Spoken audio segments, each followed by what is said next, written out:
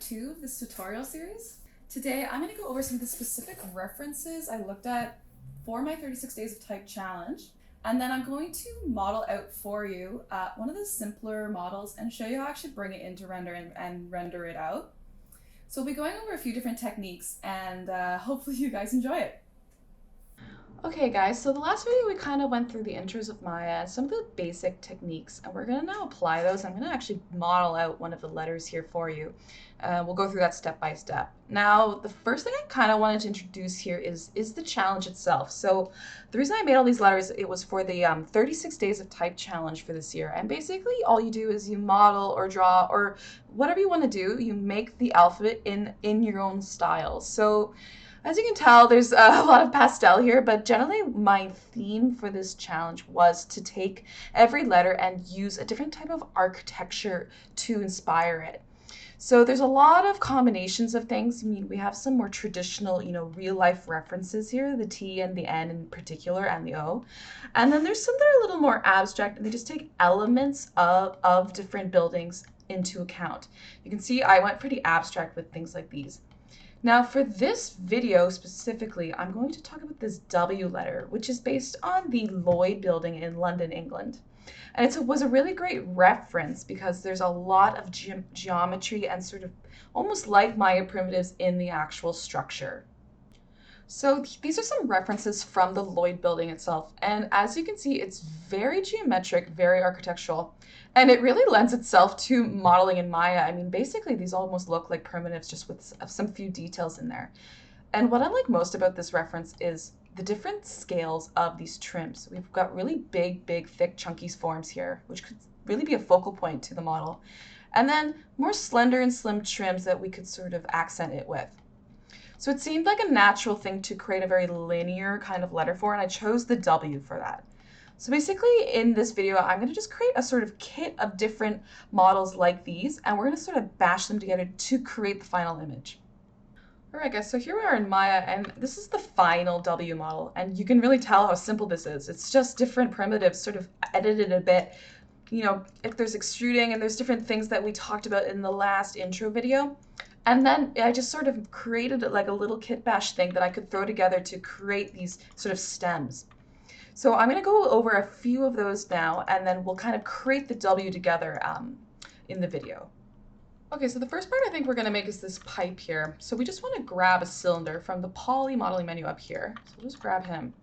I'm going into vert mode, holding right mouse button. I'm going to bring the top up. Excuse me. And now I want to add these segments down throughout that are even. So I'm going to hold right mouse button, click edge, and drag across. I'm going to hold shift right mouse button, we've talked about this before, and click the connect tool. Now to change the amount of segments, you just hold middle mouse button and you can drag along where it says connect segments up here. And then you can change the amount that are there. So we'll just kind of eyeball this. That looks okay. And click Q to kind of exit there. So now we've got our sort of segments here. Now what I want to do is I want to bevel these because I want to basically split these edges into two. So I'm going to click shift right mouse button, click bevel. And I'm going to lower this fraction, just dragging here under fraction. So that looks okay. And now I'm going to go into face mode. So basically I want this row to stay in. I want the other row to extrude out to get these sort of like gaps here. So we're going to hold right mouse button for face. And we're going to do that row selection where you go click and then shift double click to grab the rows. Oops. And there's different ways to do this, but this will work for now.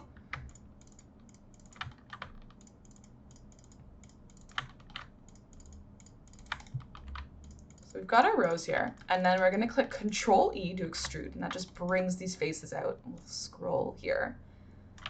And then I'm just going to offset them a bit so they're not quite as tall.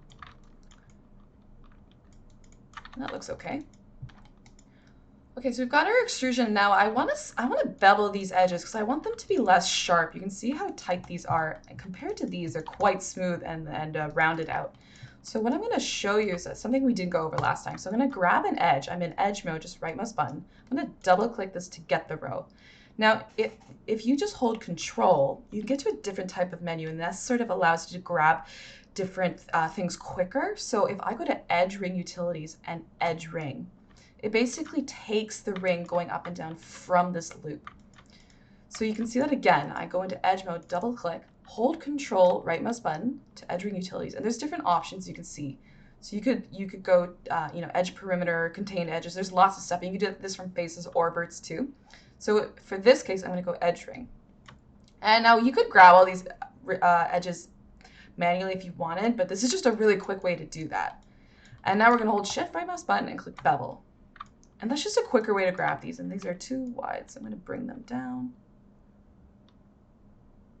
And this way we get a really soft model. So now I'm going to grab all the edges, I'm going to drag, and we're going to soften the edges like last time. So I'm going to hold shift, right mouse button, soften edge. You can see how nice and smooth this is. If we hadn't beveled these edges like that, this would have been pretty sharp. And we're not too worried about poly count here, so we want to keep those edges pretty soft, so you can see there. Okay, so I'm going to just move this guy aside. He's pretty much good. I mean, you can see how simple this is, really. I'm going to move him aside, and we're going to make these little square guys here. And these are just basically faces extruded individually and then sort of beveled out. So I'll just make one. So I'm going to grab, again, a cube from this poly modeling menu here. I'll scale him up. And what I'm going to do is I'm going to grab all the faces, so right mouse button face, and drag, grab them all. You can also double click the object to grab them all if you want. And I'm going to click Control E to extrude. And this time, I want to, if I just extrude this, it'll just sort of go out or in, and that doesn't really do anything. What I want to do is I want to isolate all these squares so they kind of go in separately. And you could do this manually by each face, but that wouldn't be very consistent. So I'm going to drag here, it says keep faces together. I'm going to drag that to off. So now when I extrude, so if I offset, you can see now all the faces are individual versus acting as one object. And you'll use this a lot with the extrude tool. It's really, really handy. So we're just going to do that. I'll bring him in. And I'm going to just click, I'm going to click extrude again. And this time go out with thickness. And now you can see that shape like before coming through. So if we hadn't done the keep faces together, it would have just acted as one big object. We would have gotten this split. And I'm going to bring him in a little bit. You can see this, you can create shapes pretty quickly that way. And so now I'm going to, again, basically bevel edges and soften. So I'm going to hold right mouse button, click edge, and drag to grab everything. And click shift, right mouse button, bevel. And I mean, these sort of techniques, you just sort of kind of reuse on objects over and over. So you'll get really used to the hotkeys. So let me just drag this down to soften it out. And again, I'm going to grab all the edges, shift, right mouse button, soften. And you see how quickly we made this little shape, and it's pretty simple, but I really like the way this shape lit because of all the little edges here. You got some nice little shadows. And this guy here is basically just, he's just duplicated really. So let's just go over. Maybe I'll scale him down a bit. Okay, so I want to duplicate this guy. So all I'm going to do, I'm going to go here. I'm going to click Control D to duplicate. So Control D and drag. And then I might grab both of them. And this doesn't have to be super specific. You can just sort of eyeball this if you want. Again, most of these models they're not terribly precise and they're probably higher poly than they need to be, but this is just for renders. So you can kind of get away with some stuff. So let me just keep going. And I think I've got one tall one and one short one. For now, I'm just going to do this because we're just kind of making a kit here. And I'm going to combine them. And I've got this on my custom bar here. So just click combine. And that just kind of groups your objects so they're all together. You can move them sort of as one. So let's just move that to the side. So we've already got two of our little kit. You can tell how quickly that went. And yeah, again, this is a fairly simple model, and it did come together pretty quick. It was mostly just figuring out the actual locations of these and how it all was going to fit together to look the best for the render. All right, so next I'm going to get a little more complex, and we're going to make this guy, which you can see from our reference here, they're sort of based on these big chunky, almost balcony things, or whatever they're supposed to be. And they have a little more detail than, just, cubes and cylinders like we just did. So let me just grab my scene here. So we're going to start with, again, the cylinder. So I'm going to go with poly modeling, cylinder, bring him out. Maybe I'll just bring him over for reference. Okay, so We want to grab all these faces and again extrude them individually because you can tell that the faces are sort of extruded out on their own. So let's just grab these faces, and I want to delete the top and bottom for now just because I am kind of focusing on the sides. So to grab the inverse, I just want to hold shift and drag, and we'll grab the inverse selection so you can see here. Whatever you don't have selected, if you hold shift and drag, it will sort of grab the opposite. So I'm going to do that and delete. And now I want to grab this row, which for now I could just double click because that's all I have actually. And I'm going to click Control E to extrude. And again, I want to keep faces together. I want to turn that off because I want each face to go in on its own. And I'm going to click offset and bring it in a little bit. And now let's how did I do this? So I'm going to bring this out. So I'm going to click Control E again and extrude it out and offset it a tiny bit. And this time, I think I just want to bevel these edges here. I think that's probably enough. So that menu you used last time where we held Control to get all those edge loops, we're going to do that again, but from faces. So I'm going to hold Control, right mouse button, and I'm going to click two edges. And all that does is because I'm in face mode, it'll grab any edge that's associated with that face. So this is my face, and it will grab basically the edges that border it. So let's just try that. So if I hold Control, right mouse button, two edges, now we just grab all those. And again, you could do this manually, but that's just a really quick trick to do that quicker. And now we're going to hold Shift, right mouse button, and click Bevel. Okay, this is just like we've done before. I'm going to bring this down. And that should be enough. And that will just sort of tighten up those edges for us. So you can see there's the shape. And it looks like I brought him in here. So this is sort of like in the last time with the vase where we wanted to sort of seal this gap. So I'm going to grab this edge by double clicking and go into scale mode, which is R. You can remember W, E, and R are your sort of main transforms. And holding shift, you can see I get the extrude here. I'm going to bring this in and just drag it in. Again, remember, if I don't hold shift, it just reacts. But if I hold shift, it sort of extrudes it for you. And let's just bring it down. So again, holding shift and go down. And now I'm going to just scale it in. And I'm just going to do one more little segment here. And again, you can remember from the vase, if I want to seal this up, I'm going to hold shift, right mouse button. I'm going to go merge and merge to center. You could also just leave this and use the fill hole, but this is a little bit cleaner and you're already in this menu. It kind of just makes sense. So now at the bottom, we've sort of got a little bit of a trim here. So let me just grab edges again, holding right mouse button edge, double click. And I'm going to again hold the shift button to drag in the extrude. And then I'm going to drag down. And you can quickly model this way. I use this sort of shift extrude quite a bit sort of from these gaps, and it's a really quick way to do this. It looks like I made it a little too long. So let's just double click this to grab. I'm going to bring him up a bit. And again, you can use the fill hole key, or you can also just bring it in and then shift, right mouse button, merge edges to center.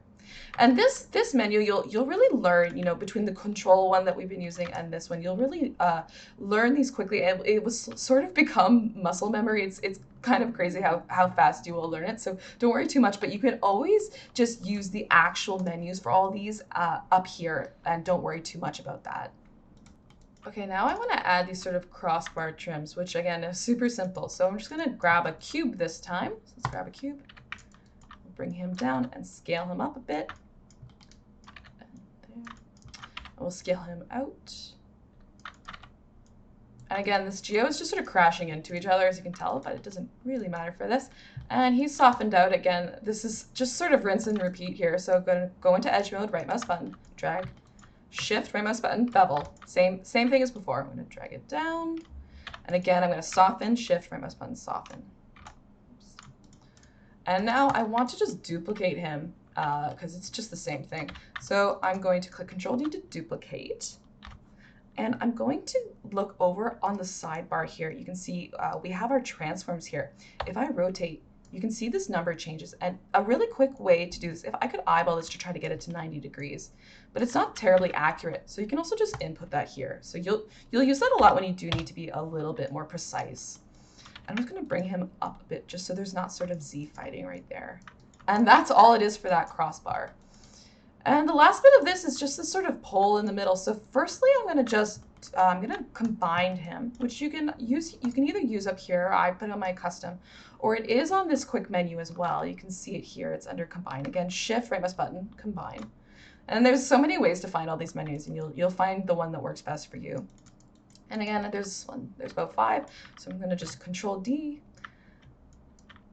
and this will just be a bit eyeballed. Mine looks like it's a bit larger, so maybe I will just flatten these guys a bit. And again, you're just sort of like mashing this together, and that looks okay.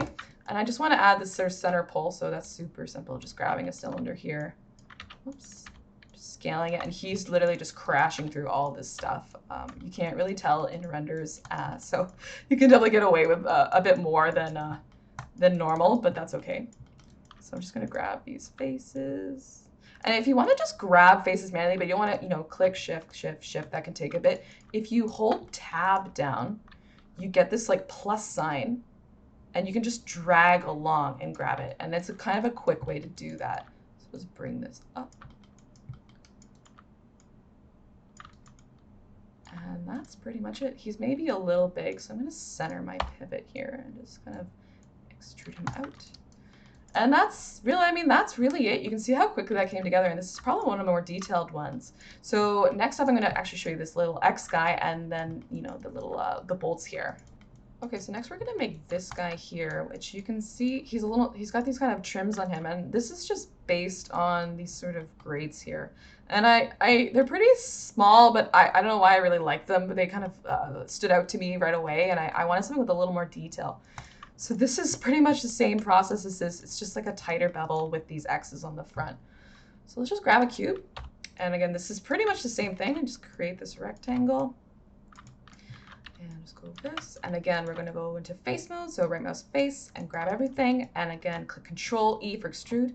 And keep faces together off because I want them to go in on their own. And let's offset these just a little bit. Not as much as last time. It's a bit of a tighter line here. And Control E again to bring them out. So out and offset them a tiny bit.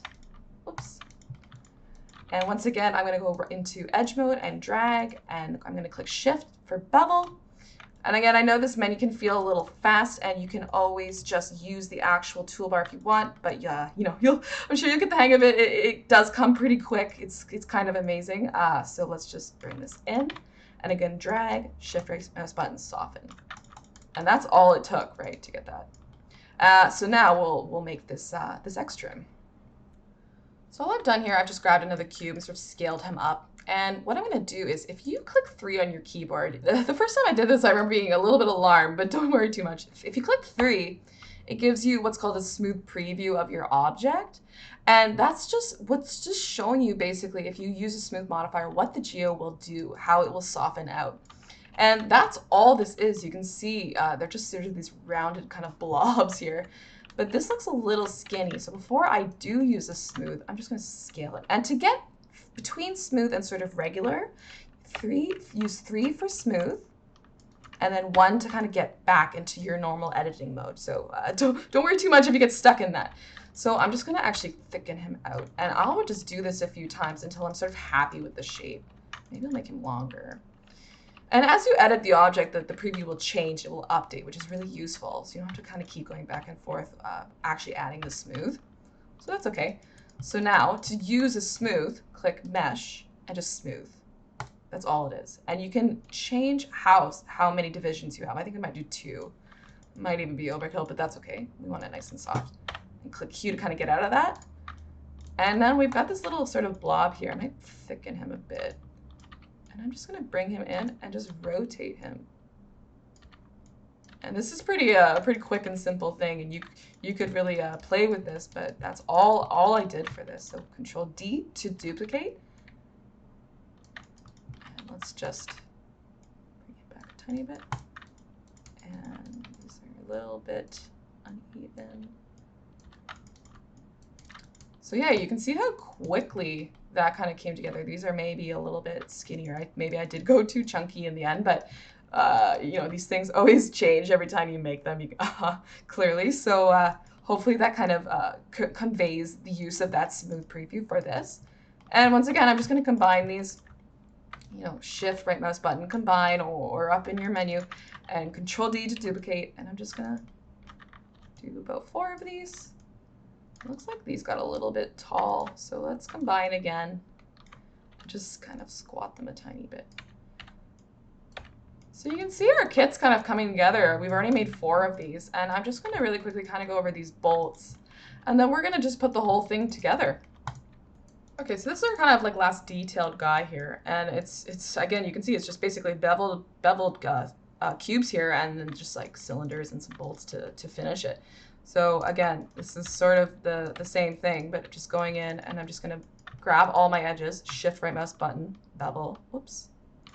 And I think this time I might have done 2 segments just to really soften it. Again, you can do as many as you want. I mean, the more you do, the heavier it will be, but you get the idea.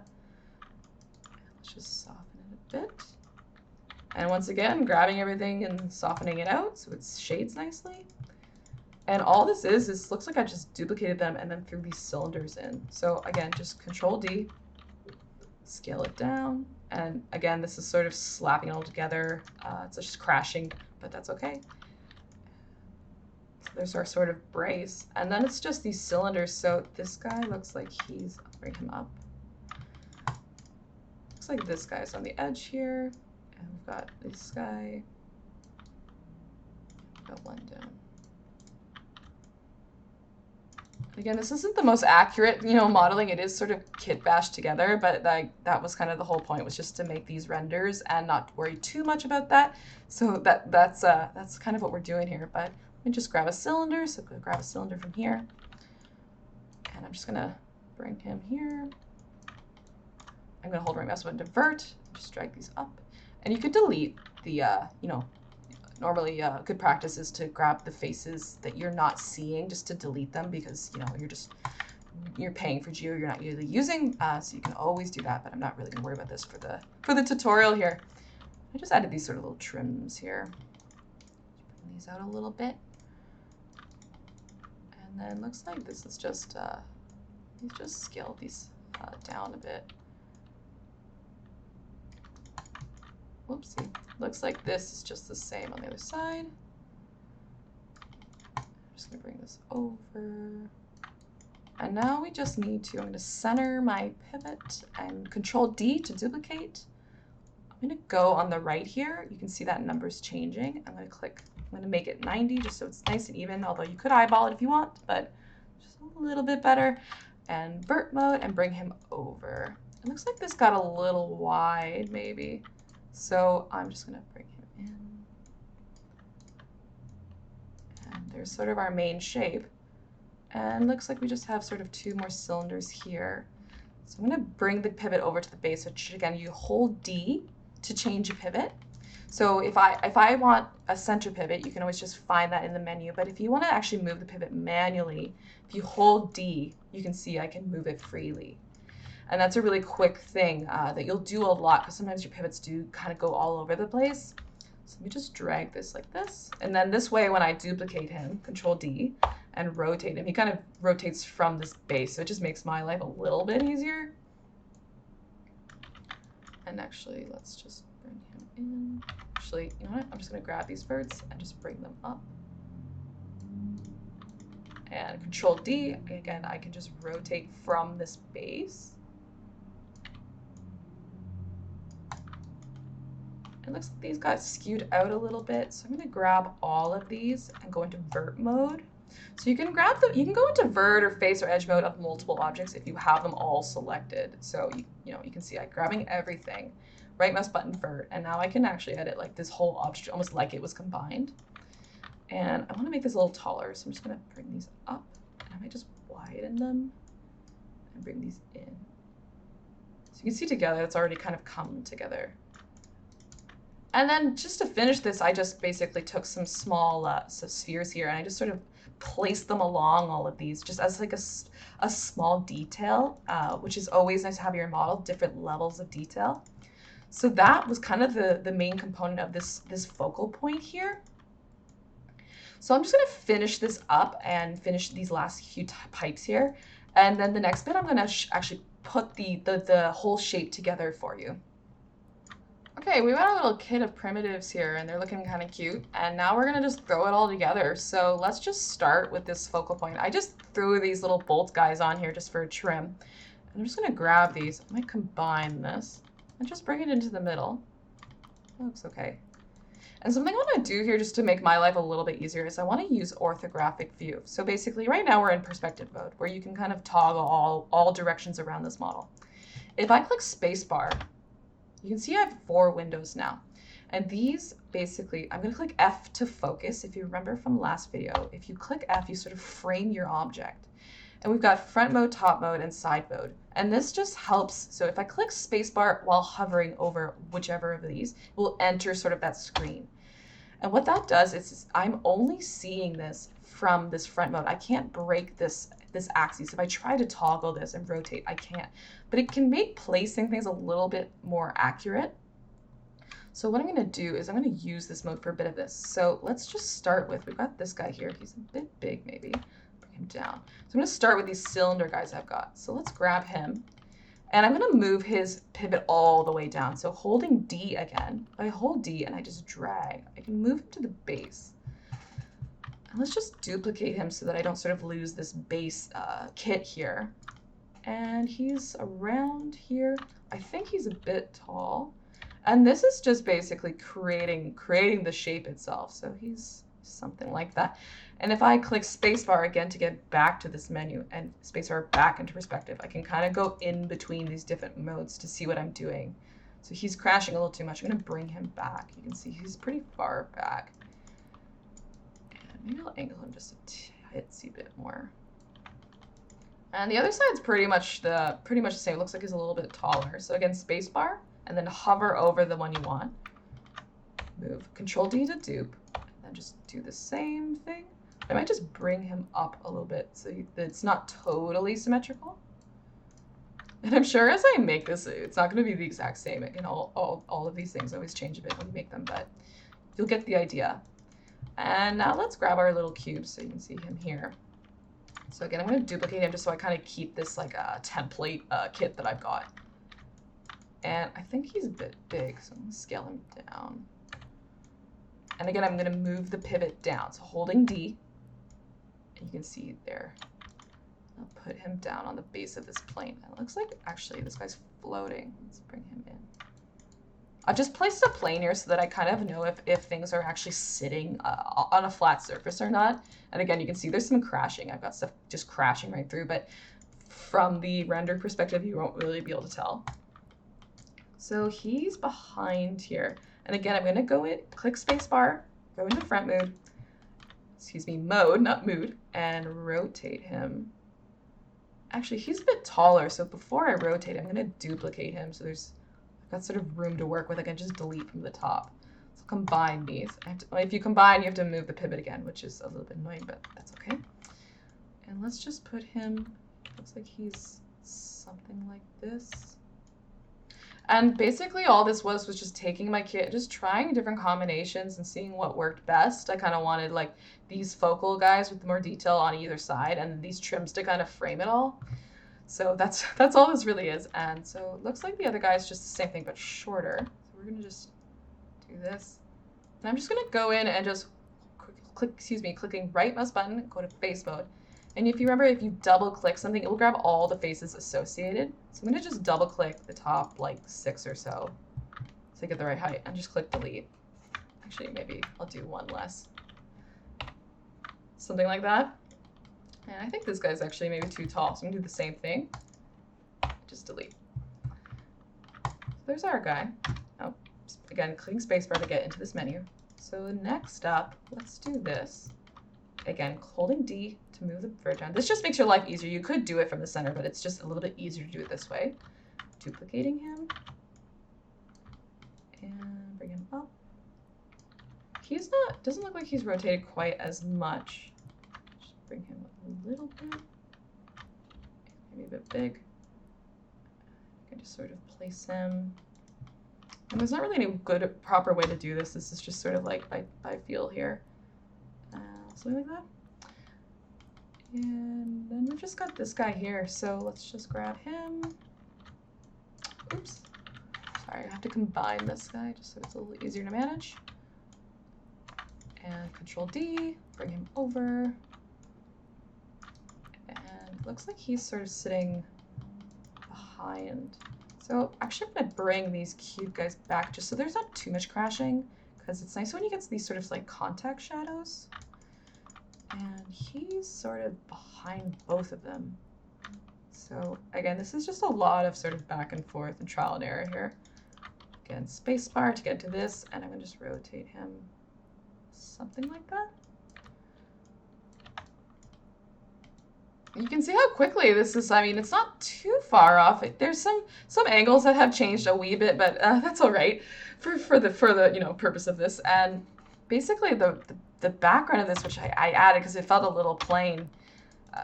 I mean, I just stole this guy here for this, and I think I just maybe took this guy and just sort of stretched him down for these pipes and made a skinny one. I just duped him. That's literally all this is. It's super simple, but it did add a nice sort of detail to the background of the W and sort of framed it out.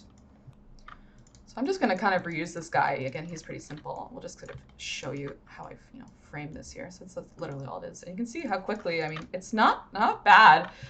This is a little skinny, but it's okay.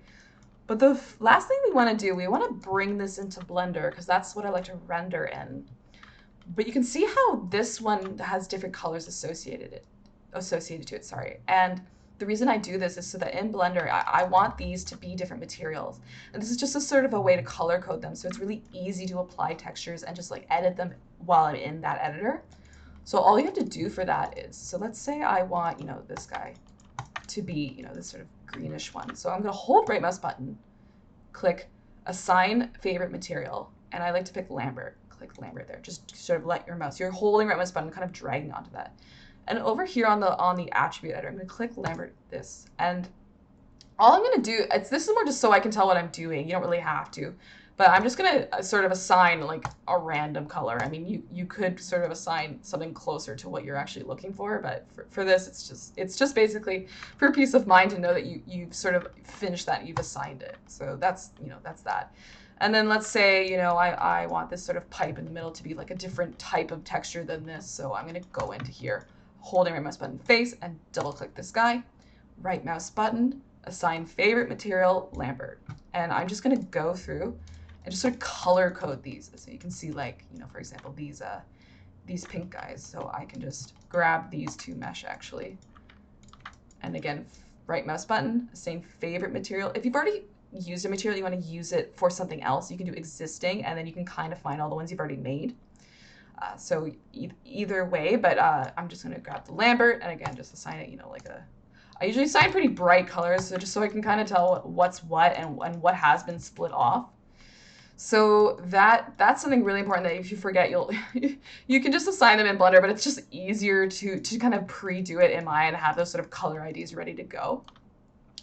So then I'm just going to grab all these and combine them and export it as an FBX, and then I'm going to bring it into Blender, and I'll show you some of the stuff I do to set up the scene and lighting and how I actually, create the final image. All right, so here we're in Blender, and you can see I brought the FBX that was sort of made in Maya just now. And this is my original guy. You can see they look fairly similar, but obviously the colors look a little wacko. That's, again, just me trying to, remember what's what. And all you do here really is you just click the model you're editing. And on this right bar here, I won't go too much into Blender specifically. I mean, setting it up is pretty simple. We're really just editing materials and adding some lights. So I'm just going to go to this toolbar, and on the bottom right here, to the second to the bottom, you can click here to see your materials. And the reason you want those colors to be fairly bright is that way you can just really tell what you're editing when.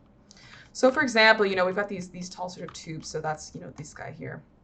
Well, it might be that guy. I'm thinking it's this guy. Oh, no. I see. I signed 2 red, so that probably wasn't super smart, but it doesn't really matter. So if I grab here, so I'm basically going to edit base color, metal, and roughness. That's pretty much it. So I'm just going to go into the base color, and then you can just change, whatever color you want. So this looks like it's sort of like a darkish gray, like maybe a little bit of a purple. You can see it's very matte, and we want it to be quite shiny. So I'm going to go into metallic and change that to 1. And actually doesn't look too bad. Mine's a little more purple, but you kind of get the idea. But if we wanted this, you know, super, super shiny, we could go into roughness here. And the lower, you know, the less rough it is, you know, the more kind of chrome-like it is, and then you can kind of get to the extreme. So you usually want something kind of in the middle. It's not too out there. And this looks like it's a little bit dark. Maybe I'd lighten it up. And really, you're just kind of going through and editing, you know how shiny or rough or you know what colors and things are. And you know, there's kind of a combo of these sort of duller ones with the sheen. And this, I mean, this letter is pretty much just metal, just because of the reference. And different ones I did definitely had more of a combination, but you can get the idea. So I mean, again, if I go in and you can just really quickly sort of edit these. So you would just go through and kind of pick your colors. But something you need to keep in mind is your lighting. You know, as I change these colors, you know, you should keep them fairly neutral. Like, other than this blue, these are all, you know, pretty matte.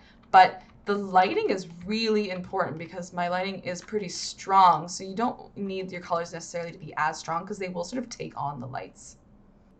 All right, so setting up this light, I mean, the first thing I've done is I just have this sort of base plane that I made in Maya, and I just use it in every single scene, and that just lets the light kind of scatter off, so it doesn't really have that good crisp line in the background.